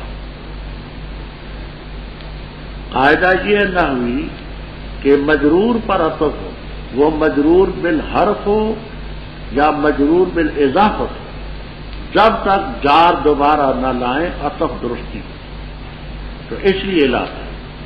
باقی رہا تعدد کا سوال کہ واو سے مغایرت ثابت ہوتی ہے، تو اس کا دفیہ خود رب تعالیٰ نے کر دیا الہ واحدہ، حالا کون الہ واحدہ، وہ الہ ایک ہی ہے، دو نہیں ہے۔ وَنَحْنُ لَهُ مُسْلِمُونَ، تِلْكَ أُمَّةٌ، یہ گروہ ہے، یہ حضرت اسماعیل علیہ السلام، ابراہیم علیہ السلام، اسحاق علیہ السلام، یعقوب علیہ السلام۔ اب یہاں بھی نحوی اشکال، وہ اشکال یہ کہ یہ تو سب ذکور ہیں، مرد ہیں، یہ کیوں نہیں کہا اولئک امۃ، دل کا مؤنث کیوں لائے؟ ابراہیم علیہ السلام بھی نہ رہے، یعقوب علیہ السلام، اسحاق علیہ السلام، اسماعیل علیہ السلام، دل کا کیوں لائے؟ تو مؤنث کی طرف جاتے ہیں۔ تو کہتے ہیں کہ نحوی قاعدہ یہ ہے کہ خبر کی رعایت اولا ہوتی ہے، دل کا مبتدا امت خبر ہے، کیونکہ امتن مؤنث ہے، اس لیے خبر کی رعایت مشار الیہ کی رعایت سے اولا۔ کیا کہا میں نے؟ کیا سوال یہ ہے کہ ابراہیم و اسحاق و یعقوب جس میں یا مذکر ہے نر ہے، اور تل کا مؤنث کے لیے، تل کا جو ہے یہ مؤنث کے لیے ہے، تو یہ مؤنث کیوں لائے؟ اولئک امت کیوں لائے؟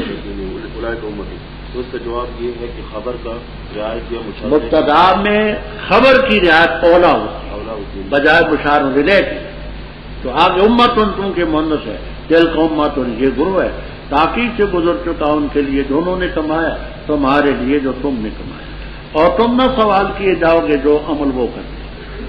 وقال، یہودیوں اور نصرانیوں نے کہا، یہودیوں نے کہا کونو ہودن تہتدوا، نصارا نے کہا کونو نصارا تہتدوا، تو کہہ دے بل ملت ابراہیم حنیفا، یہ ملتا کی نسب کس سے آئی؟ تو آسان باتیں تو ہے۔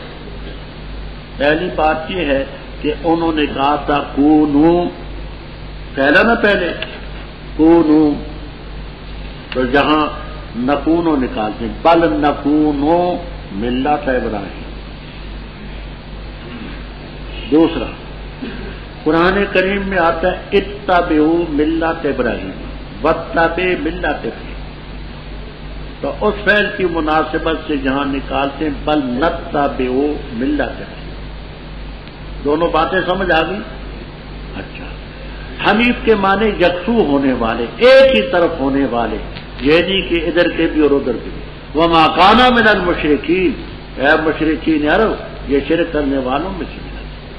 قولوا، اے مومنو، تم اپنے قلب کی وسعت اور فراخی کا ثبوت دو، تم کیا کہو؟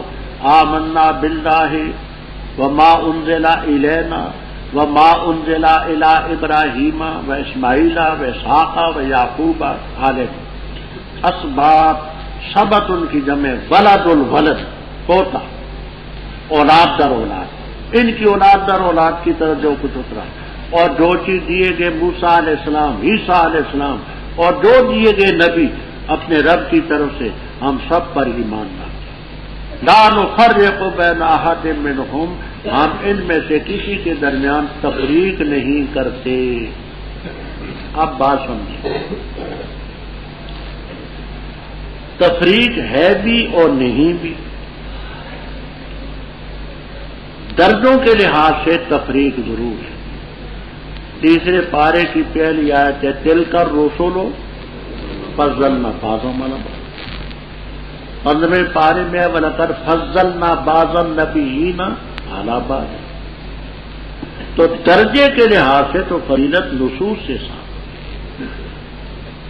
ہاں، یہ حد میں تفریق کیسی ہے؟ ایمان کے سلسلے میں تفریق نہیں کرتے کہ نؤمن ببعض و نکفر ببعض، چھٹے پارے میں یہ تفصیل موجود کہ ہم بعض پر ایمان لائیں بعض پر نہ لائیں، اس تفریق کے ہم آئے، درجے کے لحاظ سے فضیلت سامنے۔ ایک تو یہ نص، اور دوسرا جہاں سے ابتدائے آیت بھی اس پر دلالت ہے، قولوا آمنا، تم کہہ دو ہم ایمان لاتے ہیں، تو پہلے بات ایمان کی، اس ایمان کے سلسلے میں ہم تفریق نہیں کرتے۔ تو ایک ہے سیاق کا قرینہ اور دوسرا تفسیر کا قرینہ کہ نؤمن ببعض و، ایسے ہم تفریق نہیں کرتے۔ ونحن لہ مسلمون۔ اب آگے بات ذرا توجہ سے سمجھیں۔ فَإِنْ آمَنُوا بِمِثْلِ مَا آمَنْتُمْ بِهِ فَقَدِ اهْتَدَوْا، یہاں ایک لفظی بات ہے، ایک معنوی بات ہے۔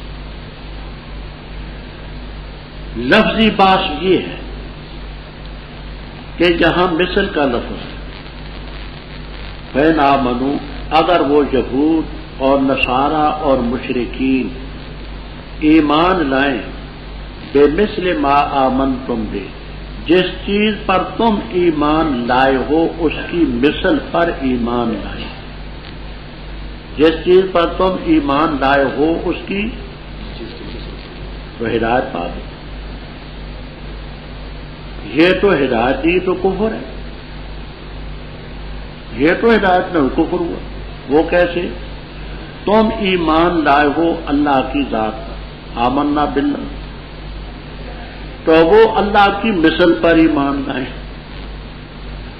تم اوپر پیغمبروں پر ایمان لائے ہو، وہ پیغمبروں کی مثل پر ایمان لائے۔ تم ما اوتیا موسیٰ و عیسیٰ خدا کی کتابوں پر ایمان لائے ہو، وہ کتب الہیہ کی مثل پر ایمان لائیں، تو یہ ایمان تو نہیں، یہ تو کفر ہے۔ بات سمجھ آ گئی؟ دیکھیے یہاں ہے کہ اگر وہ ایمان لائیں یہود نصارہ مشرکین اس چیز کی مثل پر جس پر تم ایمان لائے، تو تم کس پر ایمان لائے ہو؟ اللہ تعالیٰ کی ذات پر، اس کی صفات پر، تو وہ کس پر ایمان لائیں؟ اللہ تعالیٰ کی ذات کی مثل پر، صفات کی مثل پر، پیغمبروں کی مثل پر، کتابوں کی مثل پر، تو پھر ہدایت پر۔ تو یہ ہدایت ہے، یہ گمراہی ہے۔ اشکال سمجھ آ گیا آپ کو؟ اچھا، دو جواب اس کے آسان ہیں۔ ایک تو صاحب جلالین نے کہتے مثل کا لفظ زائد ہے، المثل مزید۔ اب مانے یہ ہوں گے فَإِنْ آمَنُوا بِمَا آمَنْتُمْ بِهِ، پس اگر وہ ایمان لائیں اس چیز پر جس پر تم ایمان لائے ہو، مثل کا لفظ ہے جلالین تک میں۔ اور کہتے ہیں روح المعانی کبیر وغیرہ میں کہ حضرت عبداللہ ابن مسعود رضی اللہ تعالیٰ عنہ کی قرأت ہی یوں ہے فَإِنْ آمَنُوا بِمَا آمَنْتُمْ بِهِ، ان کی قرأت میں بھی مثل نہیں۔ تو ایک یہ ہے کہ مثل کا لفظ، دوسرا یہ ہے کہ ما کا لفظ، با کا لفظ مزید ہو، بے مثلے میں با مزید ہو، اور ما یہ مصدریہ، ما کا لفظ مصدر ہے، با کا لفظ مزیدتن ہو، کمالین جمل وغیرہ میں یہ جمع۔ اب مانا یہ ہوگا فَإِنْ آمَنُوا مِثْلَ ایمانکم، ماں نے مصدریہ نے اگلے جملے کو مصدر بنا دیا۔ فَإِنْ آمَنُوا مِثْلَ، اگر وہ تمہارے جیسا ایمان لائیں، پکڑے۔ یہ کیا کہا میں نے؟ سوال کیا ہے، جواب کیا ہے؟ فَإِنْ آمَنُوا بِمِثْلِ مَا آمَنْتُمْ، یہاں پر دو باتیں ہیں، ایک لفظی اور ایک معنوی۔ لفظی بات وہ لفظ مثل کے بارے میں ہے، کیونکہ یہاں پر ہے فَإِنْ آمَنُوا بِمِثْلِ مَا آمَنْتُمْ، اگر یہود اور مشرکین و نصارہ یہ ایمان لائے اس چیز کی مثل پر جس پر تم ایمان لائے ہو، تو انہوں نے صحابہ کرام نے خدا پر ایمان لائے ہیں، وہ خدا کے ذات کی مثل پر، اس کے صفات کی مثل پر ایمان لائے ہیں۔ اس طرح مومنین نے پیغمبروں پر ایمان لائے ہیں، وہ پیغمبروں کی امثال پر ایمان لائے ہیں، اور اس طرف یہ کتابوں پر ایمان لائے وہ ان کتابوں کی مثل پر۔ یہ تو ایسا دور میں یہ تو گمراہی ہو گئی، وہ گمراہی۔ اس کے دو جوابات ہیں۔ ایک جواب یہ ہے صاحب جلالین، وہ فرماتے ہیں کہ فَإِنْ آمَنُوا بِمِثْلِ، مثل کا لفظ زائد ہے، اور معنی اس کا یہ ہے فَإِنْ آمَنُوا بِمَا آمَنْتُمْ بِهِ، ایمان لائیں جس پر تم ایمان لائے ہو۔ اور یہ قرأت ابن مسعود رضی اللہ تعالیٰ عنہ۔ اور دوسرا جواب اس کے یہ ہے کہ یہاں لفظ بازائد کمالین اور جمل وغیرہ میں دیے ہیں، وہ فرماتے ہیں کہ بعد یہ زائد ہے اور ما مصدریہ ہے، اور معنی یہ ہے فَإِنْ آمَنُوا مثل ایمانکم، مثل ایمان با اڑا دیں، فَإِنْ آمَنُوا مثل ایمانکم، تمہارے جیسا ایمان لائیں، پکڑے۔ یہ بات اب رات میں سمجھ لی اچھی طرح سے؟ اچھا، اب مانوی بات آ رہی ہے۔ قرآن پاک کے نزول کے وقت قولو میں مخاطب ہیں صحابہ کرام رضی اللہ عنہ۔ قرآن کے نزول کے وقت صحابی تو تھے نا، تو قولو میں مخاطبین کون ہیں؟ صحابہ کرام نے۔ اللہ تعالیٰ فرماتے ہیں کہ تم یہ کہو اے صحابہ رضی اللہ عنہ، فَإِنْ آمَنُوا، اگر یہ یہود نصارہ مشرکین ایمان لائیں جیسا تم ایمان لائے تو ان کو ہدایت ہوگی۔ تو اس سے معلوم ہوا کہ صحابہ کرام رضی اللہ تعالیٰ عنہ کا ایمان معیاری ہے۔ خطاب ہے صحابہ کا، تو ایمان صحابہ معیاری سا، ایسا ایمان لائیں جیسے تم لائے ہو۔ تو صحابہ کے ایمان کی تو بات ہی وہ معیاری ایمان ہے۔ بات سمجھ آ گئی کیا؟ قرآن پاک کے اولین صحابہ کرام، وہ صحابہ کرام کو یہاں خدا تم کا ہو، جو اے یہود اور نصارہ و مشرکین، اگر تم ایمان لائے نہ، اگر یہ بھی مشرکین بھی یہود تمہارے جیسا ایمان لائیں پکڑے گا، تو اس سے معلوم ہوا کہ صحابہ کرام رضی اللہ تعالیٰ عنہ کا ایمان معیاری۔ فَإِن تَوَلُّوا فَإِنَّمَا هُمْ فِي شِقَاقٍ، اگر یہ اعراض کریں تو اختلاف میں بتاکید اللہ کفایت کرے گا تیری ان کی طرف سے وہ سمجھ۔ اب تولو کے متعلق یہی بات کو سمجھ لینا، یہ تولو کبھی آئے گا ماضی، اس کے معنی اگر وہ پھر جائیں، تولو کبھی آئے گا مضارع جس کے معنی تم پھر جاؤ۔ تو اس کے لیے میں ضابطہ عرض کرتا ہوں، غور سے سورہ ہود نکالیں، شروع سورہ ہود 11ویں پارے کے آخر میں ہے۔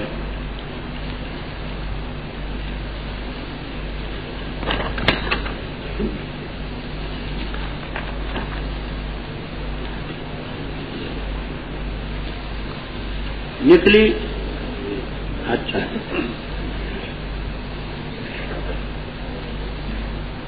اعوذ باللہ من الشیطان الرجیم، بسم اللہ، الف لام را، کتاب احکمت آیات ثم فصلت من لدن حکیم خبیر، اللہ تعبدوا الا اللہ اننی لکم منہ نذیر وبشیر وان استغفروا ربکم ثم توبوا الیہ یمتعکم متاعا حسنا الى اجل مسمى ویؤت کل ذی فضل فضلہ وان تولوا فانی اخاف علیکم عذاب یوم کبیر۔ جہاں تولو مضارع اصل میں تھا تتولو، اصل میں کیا تھا؟ باب تفاعل اور تفعال میں ایک تا ہو جاتا، اگر تم پھر جاؤ۔ اب قرینہ کیا ہے؟ بات سمجھ اچھی طرح سے،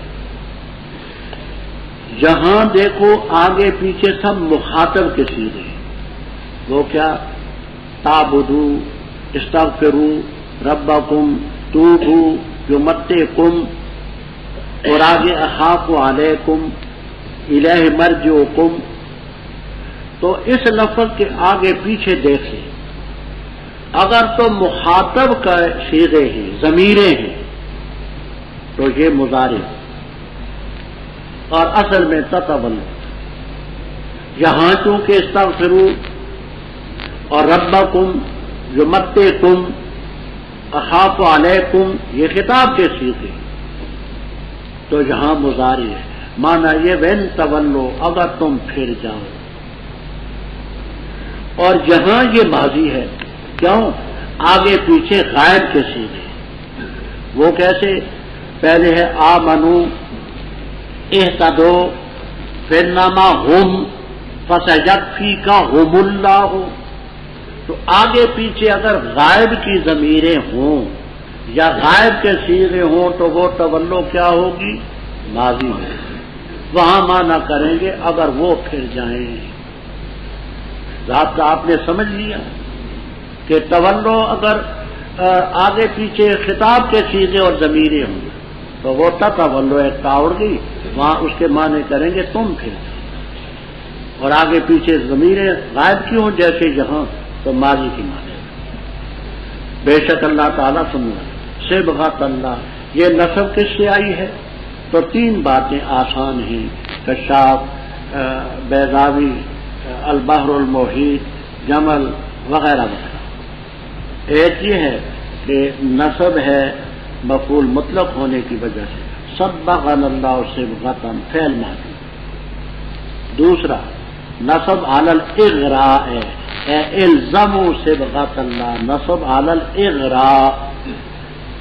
تیسرا یہ ملتا سے بدل ہے، اور ملتا کی نسب بیان ہو چکی کیوں ہے۔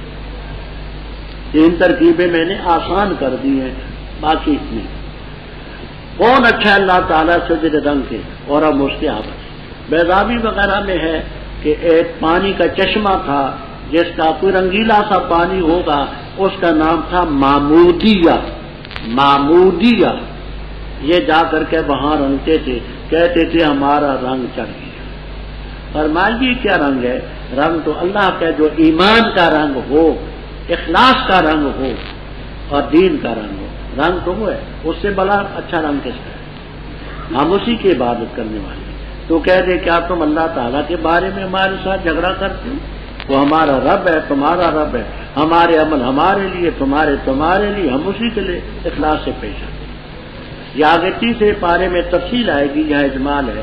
کیا تم کہتے ہو کہ ابراہیم علیہ السلام، اسماعیل علیہ السلام، اسحاق علیہ السلام، یعقوب علیہ السلام اور ان کی اولادیں در اولادیں یہودی یا نصرانی تھی؟ کہہ دے کیا تم زیادہ جانتے ہو یا اللہ تعالیٰ؟ اللہ تعالیٰ کا فیصلہ آئے گا کہ ماں کان ابراہیم